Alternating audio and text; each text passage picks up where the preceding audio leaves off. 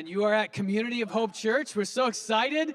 We invited a bunch of people to church today, and a lot of them are here, new people joining with us, so you might not know what we're doing. You probably know churches have a time when they talk about the Bible, so that's this time.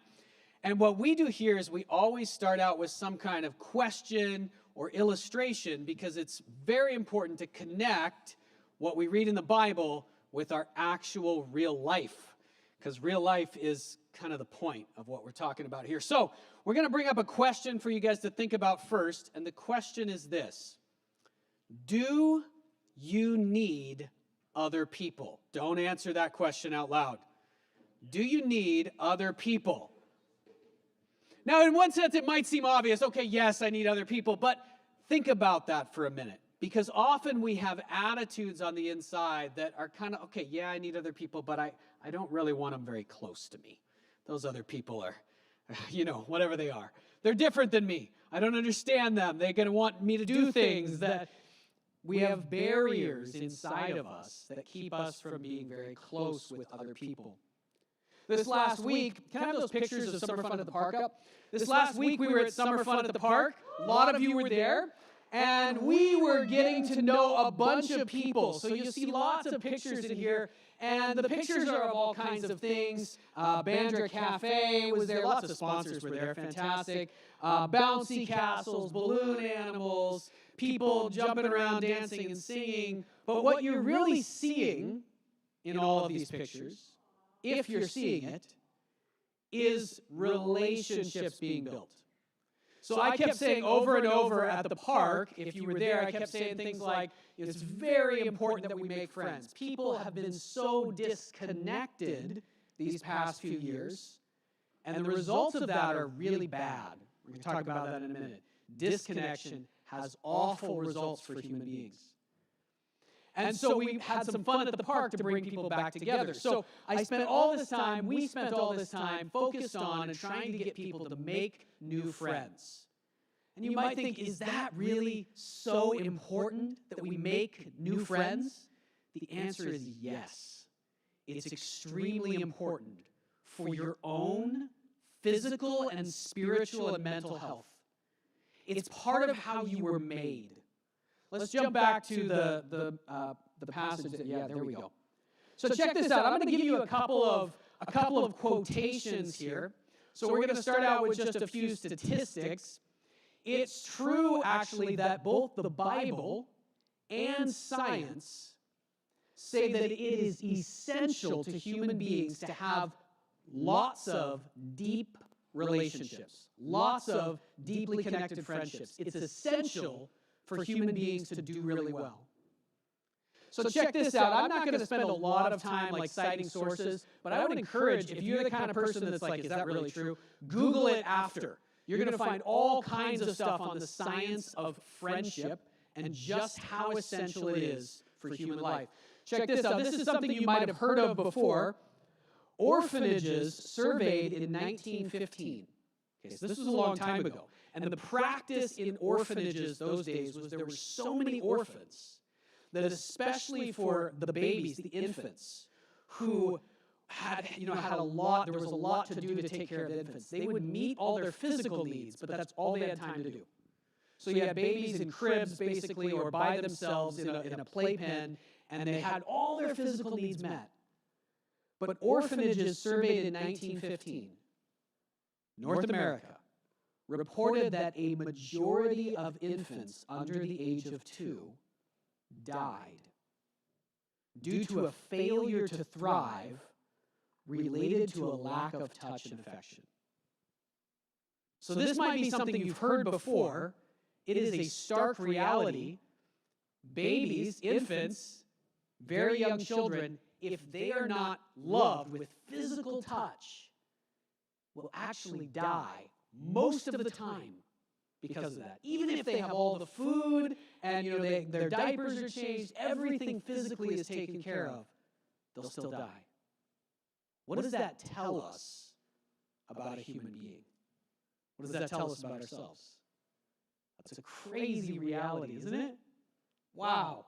Some of these orphanages, the death rate for infants under 2 years old with all their physical needs met was over 90%.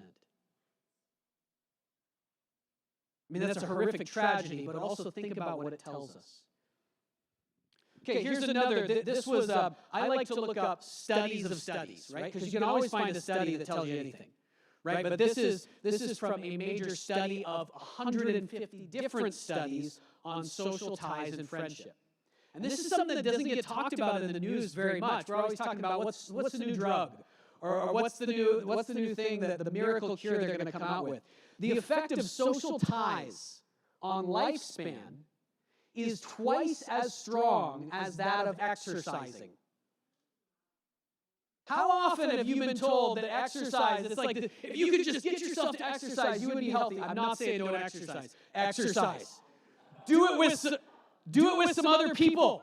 Do it with some other people, right? I mean, look at this. The effect of social ties on lifespan is twice as strong as that of exercising. What that means is friendships. Deep friendships. And they have all kinds of different ways that they measure how strong are social ties, right? And it's equivalent to that of quitting smoking. So same positive effect on your health if you'd been a smoker for most of your life, and we all know, we've been told so many times all the bad effects of smoking, right? It's the same if you don't have close friends. It's as bad as if you were a chain smoker. On your physical health. Now, the Bible's going to have a lot to say about your mental health and your spiritual health as well if you don't have those close relationships. But here's another fact. We are in an epidemic of friendlessness. This is real. Now, a lot of stats come from Americans because there's more Americans than Canadians, but Canada tracks very closely with the United States. One shocking study said nearly half of all Americans, 49%, reported having fewer than 3 close friends. 49% fewer than 3 close friends. Here's another one just comparing studies that were done in the past 30 years ago and last year. Check this out. 10 or more close friends. 1990, 33% of North Americans. 2021. 13% of North Americans. What kind of health crisis are we really in? This is a question, isn't it? What's really going to get us out of it? People who reported having 0 close friends in their life. 1990, 3%. 2021, 13%. More than 1 in 10 people that you might encounter just as you're walking around going to the grocery store would say that they have 0 close friends. Think about that for a minute. How important is it that we make friends? Wow, okay, let's see. So there's some science on this. Let's see what the Bible has to say about this. The title of the message today is this: Real change happens in community. Real change happens in community. We're going to look at basically 2 things. We're going to look at the start. So if you think about a story, any kind of history, if you want to know about a person and what's going on with them, you kind of need to know 2 big things. You need to know their origin story, right? You need to know where they came from, how they grew up, what their background is, and then you need to know about, the time in their life that really helped them become who they are today, kind of the climax, the hero moment. Okay, so we're going to look at those 2 places from the Bible today. The origin story in the Bible and the climax moment in the Bible. The origin story is Adam and Eve, our first ancestors. And the climax moment or time is Jesus coming to earth. Okay? And we're going to look at what this means for friendship and community. Real change happens in community. Okay, so you guys maybe know the story, maybe not. So Adam and Eve, as the Bible tells it, God created the world. He created human beings. He made everything perfect, right? So physical needs were all met. He made Adam, the first human being. And all Adam's physical needs were met. He took Adam and he put him where? Some of you will know the answer to this. In the Garden of Eden. And nothing was broken yet. You know how the world is so messed up today? It wasn't like that yet. It was perfect. the work that he did, he would do good work in the garden, and his work would always work. When you try something, does it always work? Yeah, not even close. It would always work. It would always go right. He had God walking with him. He was in perfect communion with God. God was his friend. He had all these animals in the garden that God had given him. Okay. And so in this situation, kind of like those infants we talked about in the orphanages, Adam had everything he needed physically. Everything he needed. In fact, it was perfect physically. And here's an astonishing verse. Genesis 2, verse 18 says this. The Lord God, so God looks at Adam hanging out in the garden, everything's perfect, but he's alone. And he said this, it's not good for the man to be alone. I will make a helper suitable for him. It is not good for him to be alone. This tells us something very deep about human beings and what we're like. Now, often we talk about this in terms of like men and women and how much we need each other, and that's true. God's about to make Eve, and Adam's going to be really excited once Eve is made. He's very happy about that. But it's also not just about the two of them.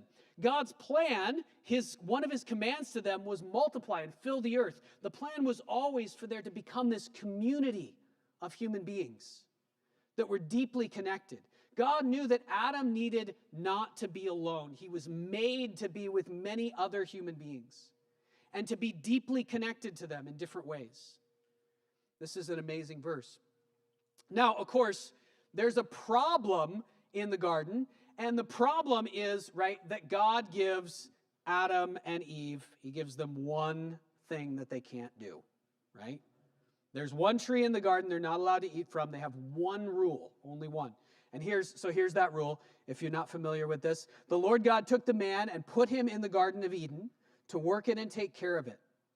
The Lord God commanded the man, he said, you're free to eat from any tree in the whole garden, but you must not eat from the tree of the knowledge of good and evil. And when you eat from it, you will certainly die. So Adam was intended, there was no death. He wasn't going to die, he was going to live forever. But they had one rule. And of course, the story goes, they broke the rule, right? Then this is what we do. This is all of us as little kids, right? Our parents give us a rule. What did we do? We went and broke the rule, right? So he was given one rule. Don't do this. He did it. The results of that, we're not going to read through all of those verses in chapter 3. But the results of it were that now all the relationships were broken. The very first thing Adam and Eve do after they break the rule, they realize that they've broken the rule and they've done something God didn't want them to do. Do you remember what the very first thing they do is? They hide from God, as if you could do that. They go hide in the bushes because they feel vulnerable. It says they realized they were naked. What that means is all of a sudden they felt insecure. They weren't okay in their relationship with God anymore and with each other. They hid from each other as well. Their relationship was broken.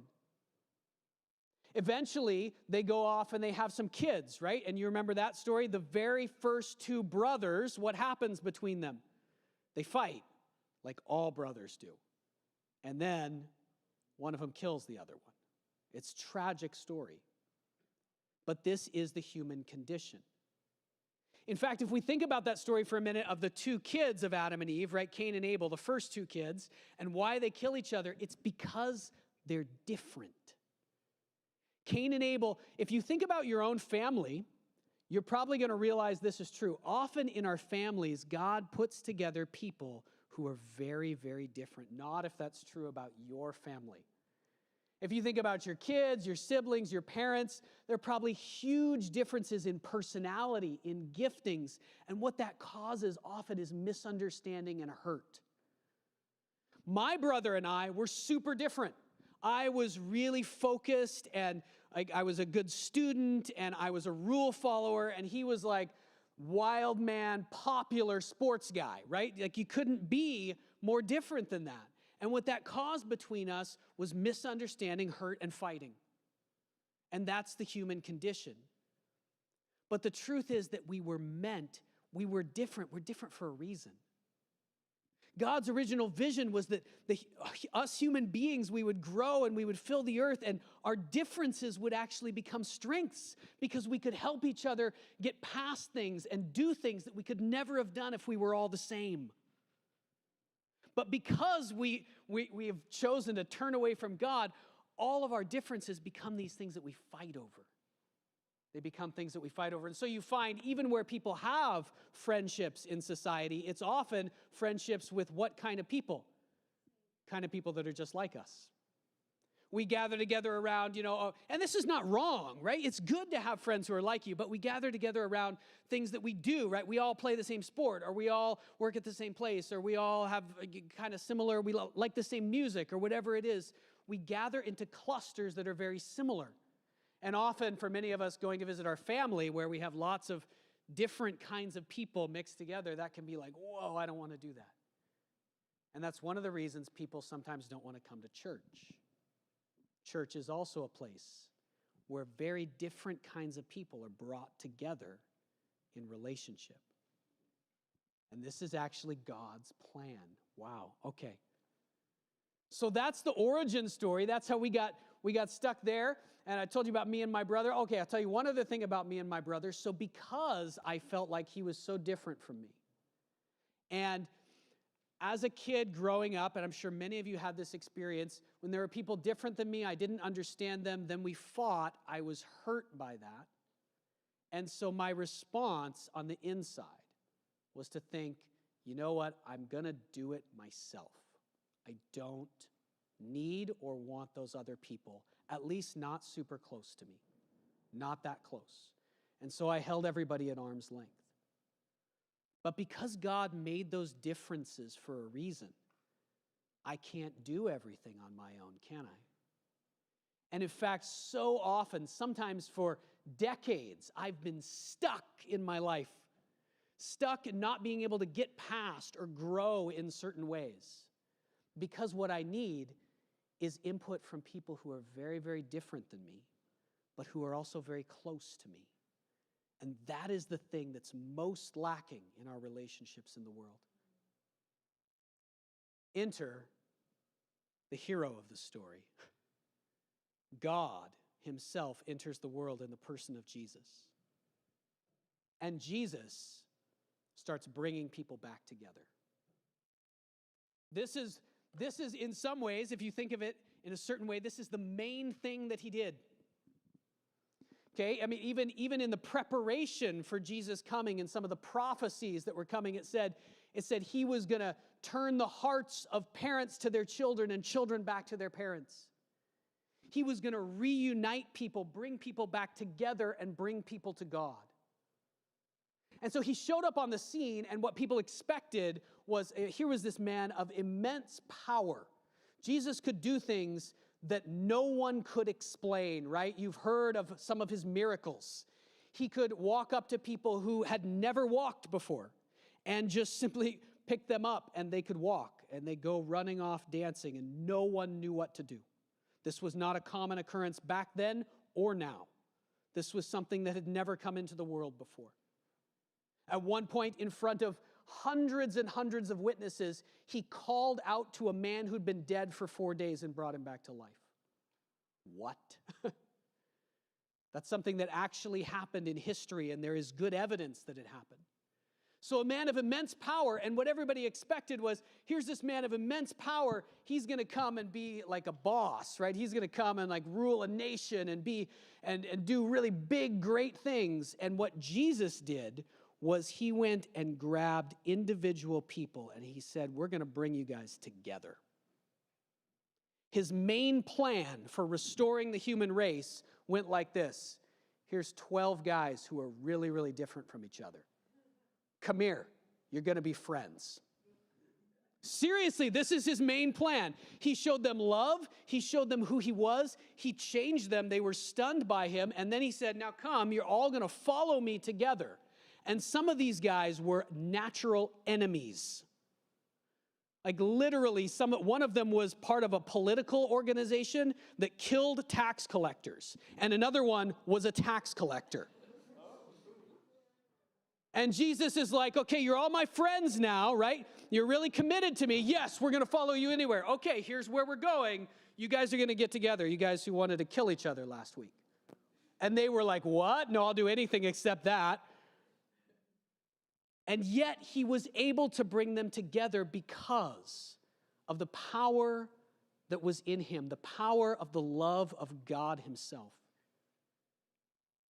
Eventually, he died on the cross. And we can't get into all the details of that today, but he died on the cross for this same reason, to bring people back to God and back together. His plan was simply this. He was full of love, and he was reaching out to people who were so different. He was going to infect them with his kind of love, so that instead of fighting with each other, they were going to draw people to themselves just like he did. And his plan was that that would spread over the whole world. And you know what? It's not done yet, but his plan is at work right now. It's at work in this room. It's at work in your life. It's at work in your living room. His plan cannot actually be stopped. It will restore the world.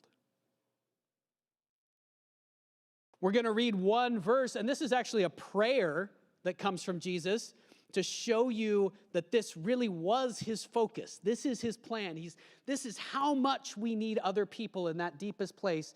This is his plan. This is in John chapter 17.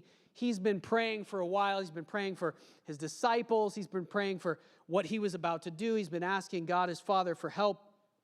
And then he prays this. He says, my prayer is not for my disciples alone. It's not only for those 12 people that I called and brought right around me. I also pray for those who will believe in me through their message. So those 12 were going to go out and spread this message of a whole new kind of life available through Jesus. And the purpose of his prayer, he says, here's what I pray. I pray that all of them may be one, united, deeply connected with each other. I pray that all of them may be one, Father, just as you are in me and I am in you. As close as he was to God his Father. That's how close he prays his followers in the future would be connected with each other. May they also be in us. We also be connected with God that closely, so that the world may believe that you have sent me. I have given them the glory that you gave me, that they may be one as we are one. This is amazing. We might think of what's the glory of God, the glory of Jesus. We might think of like galaxies and stars and amazing, huge, exploding things beyond our imagination. What is Jesus saying the glory of God is? A relationship. A relationship between people. The glory that you gave me, that they may be one as we are one. I and them and you and me, so that they may be brought to complete unity. And if they build these kind of relationships, if they allow it to happen in their lives, if they don't say, no, I'm only going to get so close with those other people, even if they are wanting to follow Jesus, it's just too scary. If they'll get past that and allow God to build those deep relationships in their life, what will happen? The world will know that you sent me and have loved them, even as you have loved me. That's his plan. That's his plan. All right, so what are we going to do with this? I said at the beginning, we got to always connect this to real life. So if that's true, maybe you're thinking, okay, that sounds really great. I want to have those deep friendships.